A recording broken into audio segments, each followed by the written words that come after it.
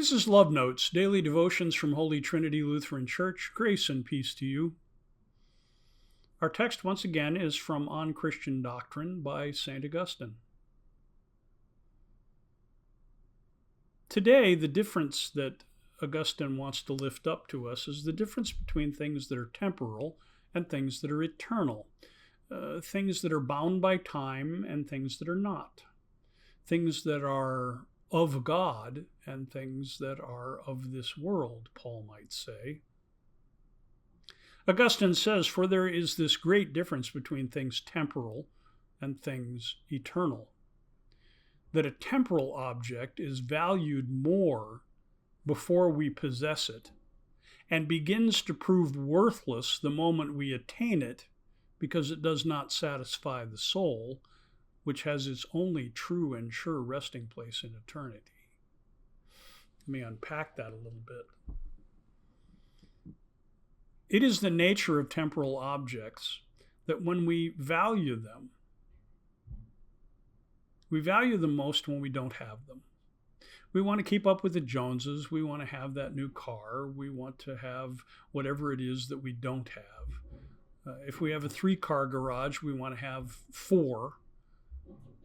And so the minute we attain whatever it is that we think we want to possess, it is a temporal thing if we immediately are then dissatisfied.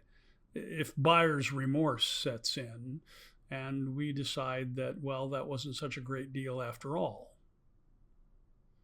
That is the nature of temporal things.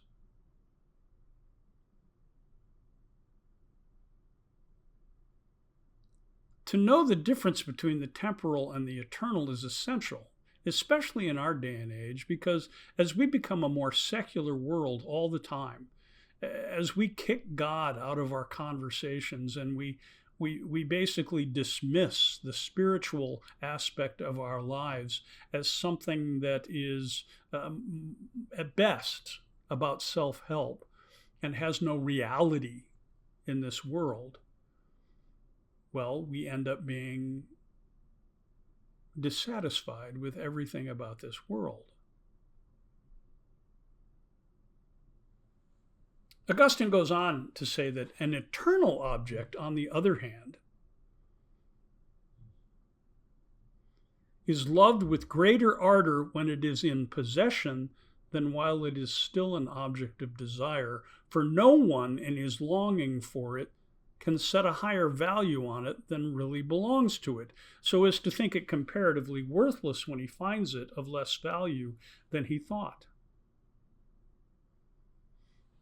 That's a confusing sentence, but what he's saying here is the opposite of what's true of temporal things, where we want it most and desire it best when we don't have it, and then are disappointed when we get it. It's just the opposite with eternal things.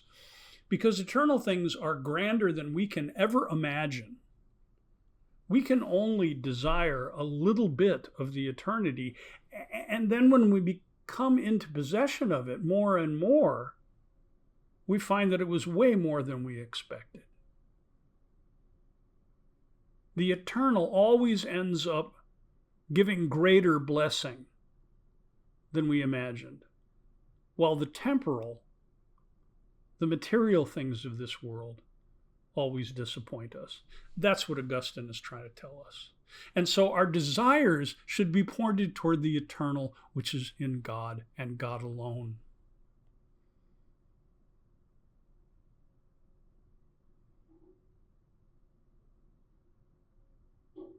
We find that there is a higher value still, as Augustine says, when the eternal things come into our possession.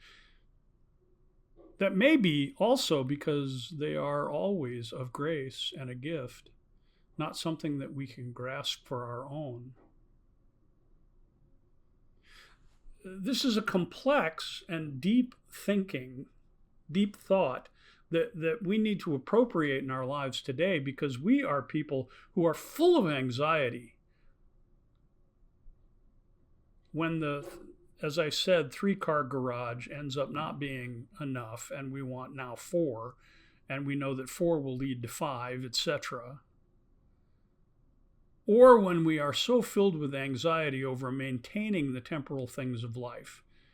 We've now got 2 houses and a cabin, and who's taking care of it? What's happening to the house, and how are we going to get the roof taken care of? The house that we live in, is the basement flooding with water during a rainstorm? How long is the stove going to last? When am I going to have to replace these things that break down? What they end up doing, temporal things, is making us anxious about losing them, even though they don't satisfy us. They become not a blessing, but a burden. That's the world we live in. And the only antidote to that is to shift our desires from those things that are material and break, those things that will go away when we die, to desire those things that are eternal and found only in God, and to wait for the gracious gift, the blessing that will come to us, that will be more than we ever imagined. The anxiety of this world has but one antidote, and that's faith. Faith that God will provide what we need and more. But maybe we can let go of the temporal world enough so that the eternal takes over, and we recover the idea that the spiritual life, the eternal, is in fact more real than any of the material objects we obtain. Amen.